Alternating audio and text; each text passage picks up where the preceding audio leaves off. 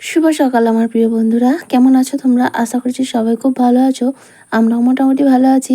আমি আলপনা, পশ্চিম মেদিনীপুর থেকে আমার নতুন একটি ব্লগে তোমাদের সবাইকে জানাই অনেক স্বাগত আর অনেক ভালোবাসা। দিনটা হলো সোমবার, ঘুরতে সময় ওই সকাল 6টা মতো উঠেছিলাম। সেই 5টার সময় উঠে অন্যান্য সমস্ত কাজকর্ম কমপ্লিট করে নিয়ে এটাই বাকি ছিল, এটাই এখন করে নিচ্ছি। আর আজকে সোমবার হলেও মেয়ের টিউশন কিন্তু অফ রয়েছে, কারণ আজকেরটা কালকে করিয়ে দিয়েছে। আজকে কিছু একটা কারণে অফ রয়েছে, তাই টিউশন যাবে না, কিন্তু স্কুল রয়েছে। তাই এদিকে মেয়ে কিন্তু বাড়িতে রয়েছে, তাই জন্য ঘুমাচ্ছে ওরা দুজনে এখনও। আমি সমস্ত কাজকর্ম কমপ্লিট করে নিয়ে তারপরে ডাকবো। তো এদিকে দেখো উনুনটা আমার সুন্দরভাবে লেপা হয়ে গেছে, আর এর সঙ্গে একটু কিন্তু মাটিও দিয়েছি। মাটি দিয়ে তারপরে ভালো করে লেপে নিয়েছি। এখন চলো বাকি যে কাজটা আছে কমপ্লিট করে দিয়ে স্নান করব। আর যে বাসনগুলো ধুয়ে রেখেছিলাম, খুব বেশি বাসন ছিল না, তো সেগুলো এখন জল ঝরানোর জন্য উপর করে দিচ্ছি। আর তারপর যে জামা কাপড়গুলো কেচেছি সেগুলো এখন মেলে দেবো। তারপর চলে এসেছি জামা কাপড়গুলো মেলবো বলে। 3 দিন ধরে বৃষ্টি বন্ধ আছে, তবে আজ কিন্তু বন্ধ থাকলেও রোদ নেই। তবে আজকে কিন্তু বীভৎস গরম। গতকাল এত সুন্দর রোদ বেরিয়েছিল, অনেকটা কাজ এগিয়ে নিয়েছি। তবে ওরকম যদি রোদ হতো তবে ভালো লাগতো। তবে শুনতে পাচ্ছি আবার নাকি বুধবার থেকে বৃষ্টি হবে, তবে বুধবার হলো না। আজকে ছিল সোমবার, বিকেল থেকে আবারও শুরু হয়ে গেছিলো বৃষ্টি। আর এই তীব্র গরম, মানে এতটাই গরম সহ্য করা সম্ভব না এরকম। আর তার মধ্যে হচ্ছে কারেন্ট, সে তো বারবার থাকছেই না, মানে 5 মিনিট আসে তো 10 মিনিট থাকে না এরকম। যাই হোক, চলো তোমাদের সঙ্গে গল্প করতে করতে আমার কিন্তু জামা কাপড়গুলো প্রায় মেলা হয়ে গেল। বললাম না খুব বেশি জামা কাপড় ছিল না। আর একটা ধুতি কেচেছি, ধুতিটাকে এখন একটু উজালা দিয়ে তারপরে মেলবো, কারণ সাদা জিনিসে একটু উজালা দিলেই কিন্তু দেখতে ভালো লাগে। আর তাই অল্প করেই দিয়েছি, আর একটু দিলে বেশ ভালো হতো। যাই হোক, চলো এখন ধুতিটা মেলে দিয়ে তারপরে কিন্তু স্নানটা করে নেব। স্নান করে আমার আবার এখন করে তো টাইমটা মেনটেন করে ওষুধ খেতে হবে, খাবার খেতে হবে। এক বড় সমস্যা। তখন বেশ ছুটে দৌড়ে কাজগুলো করে নিতাম, অত টাইম সম্বন্ধে, মানে অত টাইম সম্পর্কে দৌড়াতে হতো না টাইমের সঙ্গে আর কি। এখন নিজের জন্য টাইমের সঙ্গে দৌড়তাম, মানে নিজের জন্য, তখন কাজের সঙ্গে দৌড়াতাম। আর এখন নিজের জন্য করতে হয়। এই 7:30টার মধ্যে আমাকে প্রথম ওষুধ খাবো, এই সমস্ত কিছু আর কি। যাই হোক, কিছু করার নেই, রোগ হলে তো করতেই হবে। আর তারপরে চলে আসলাম স্নান টান করে পুজো দিতে। এখন করে অনেক করে ফুল পাই, তবে ফুলটা কিন্তু আমাকে তুলতে হয় না, একটা কাজ কম হয়। ওদিকে কাকি শাশুড়িও ফুল দিয়ে যায়, আর এদিকে আমার শাশুড়িও ফুল দিয়ে যায়। এক মানে ফুলের এমন ক্রাইসিস হয়। আমার বাড়ির সামনে যেহেতু 3খানা মন্দির রয়েছে, একটা আমাদের নিজেদের আর দুটো হচ্ছে দেশের, একটা শিবের মন্দির আর একটা মায়ের মন্দির। তো মন্দিরের আটচালা আছে বিশাল বড়, তো সেখানে কিন্তু অনেক ফুল গাছ রয়েছে। তো সেটা রাস্তার ধারে, তো সেই জন্য রাস্তা দিয়ে যত লোকজন যায়, ভোরবেলা যারা যায় সমস্ত ফুল তুলে নিয়ে যায়।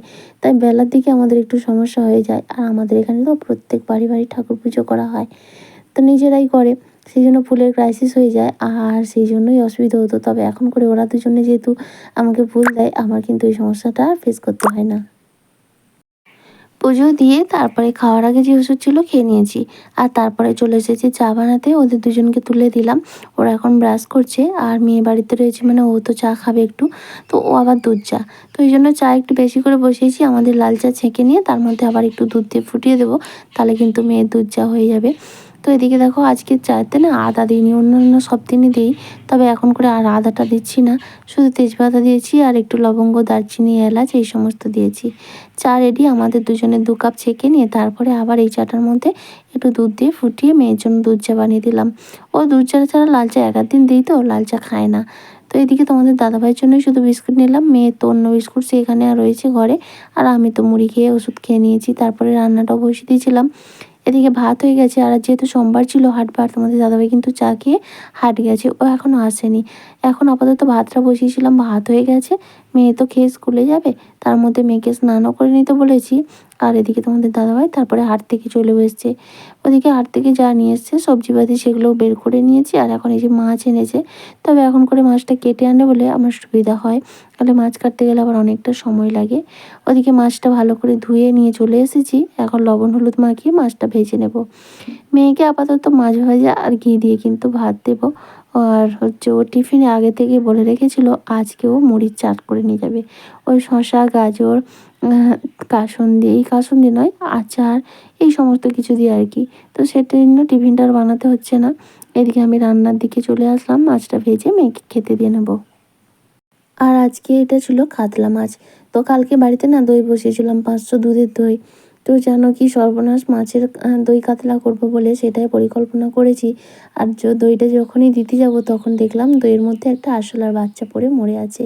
500 দুধের সমস্ত দইটাকে কিন্তু ফেলে দিতে হলো। কিচ্ছু করার নেই, তাই আর কাতলা কালিয়া মানে দই কাতলা হলো না, ওই কাতলা কালিয়াই করে ফেলেছিলাম আর কি। এখনও পর্যন্ত জানতাম না কিন্তু ওরকম পরিস্থিতি। মাছগুলো ভাজা হয়ে গেছে, আর তারপরে কিন্তু দেখলাম যেহেতু সময় রয়েছে তাই মাছের তরকারিটাও বানিয়ে নেব। তো সেই জন্য দেখো প্রথমে একটু দিয়েছিলাম গোটা গরম মশলা আর কি।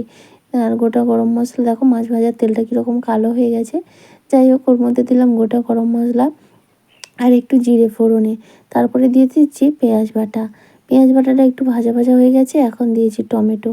এরপরে দেব আদা রসুন বাটা, সব কিছুকে ভালো করে কষিয়ে নেব।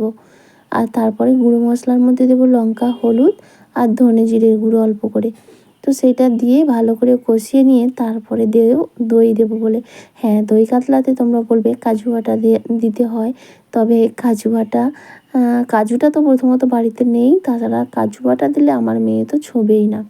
তো এই জন্য আর কি, যাই হোক দইটা দেবো ভেবেছিলাম কিন্তু সেটা আর হলো না। এই যে সমস্ত মশলা দিয়ে নিলাম, এখন কষানো হয়ে গেছে, আর দইটা দিতে গিয়ে দেখলাম ওই অবস্থা, তাই আর কি করব, জল ঢেলে দিলাম। এখন ঝোলটা ফুটে উঠেছে, এখন 3 পিস মাছ দিয়ে দিচ্ছি। আর মেয়ে কিন্তু মাছ ভাজা দিয়েই ভাত খেয়ে নিয়েছে। ও আর ঝোলের জন্য অপেক্ষা করলো না, এদিকে আমার মাছটা রেডি হয়ে গেছে। আর বাকি রান্নাগুলো অফ ক্যামেরায় করে নিয়েছি। আজকে তো রান্না করেছিলাম, এটাকে কি বলবো জানি না, কাতলা কালিয়াই বলছি। সেটা করেছি, আর পটল আলু দিয়ে কুলে শাক দিয়ে ঝোল করেছি, আর কলমি শাক ভাজা, সঙ্গে ভাত। এই হচ্ছে আজকে দুপুরের মেনু। চলো, মেয়ে তো স্কুলে, এখন খাওয়া দাওয়াটা করে নিই। আর খাওয়া দাওয়া করার পরে কিন্তু কারেন্ট চলে গেছে ওই 3টে থেকে। একটুও রেস্ট নিতে পারিনি, কারেন্ট না থাকলে একদম শোয়া বসা যায় না। এখন কি করব, এখনও দেখছো এই সবেমাত্র একটুখানি কারেন্ট আসছিলো, তারপরেই আবার পালিয়ে গেল। তো এখন একটু কিন্তু বৃষ্টি হয়েও গেছে। আর এখন যে আমি তাল ছুঁড়ছি দেখো, এবছরের প্রথম তাল, একটু তালের বড়া করব বলে। শরীর খারাপ, তা সত্ত্বেও কিন্তু খাওয়ার স্বাদ মিটছে না। তা আসলে কি বলো তো, বাচ্চা আছে তো, তা বাচ্চাকে আমাদের নিজেদের জন্য না হোক, বছরের স্বাদ একবার বাচ্চাদেরকে দিতেই হয়, তাই না? কারণ যে সময়ে যে জিনিসটা, সেই সময় সেটা কিন্তু খাওয়া অবশ্যই দরকার। এখন এবছরটা আমার শরীর খারাপ বলে হয়তো যখন আমার শরীরটা ঠিক হবে তখন দেখবার তালই পাবো না। এমনিতেই এখন তাল সেভাবে পায় না, জানো তো। অনেক কষ্ট করে কাকি শাশুড়ি 2টো তাল জোগাড় করে দিয়েছিল। তাই এখন তালটাকে ভালো করে ছুঁড়তে অনেক কষ্ট হয়েছে, জানো তো। ছুঁড়ে তাল ছড়ার যে এটা যন্ত্রটা দিয়ে আমি ছুঁড়েছি তাতে না অনেক ছিবড়ে আসে। আবার সেটাকে দিয়ে ওই আটা চালনিটা দিয়ে ভালো করে চেলেছি, যাতে একেবারে মসৃণ হয়ে গেছে। আর তারপরে একটু সুজি ভিজিয়ে রেখেছিলাম, সুজি আর ময়দা মিশিয়ে কিন্তু আমি তালের বড়াগুলো ভেজে নিচ্ছি। আর আজকের বড়া কিন্তু খেতে খুব দুর্দান্ত হয়েছিল, সফট, ভিতরে এত সুন্দর সফট হয়েছিল, কি বলবো, দারুণ হয়েছিল। যাই হোক, আজকে আমার কষ্টটা সার্থক হয়েছে, এই প্রথমবার আমি এত সুন্দর করতে পারলাম। আর আজকের মতো আপাতত এটুকুই বন্ধুরা, আবারও দেখা হবে, সবাই খুব ভালো থেকো, টাটা।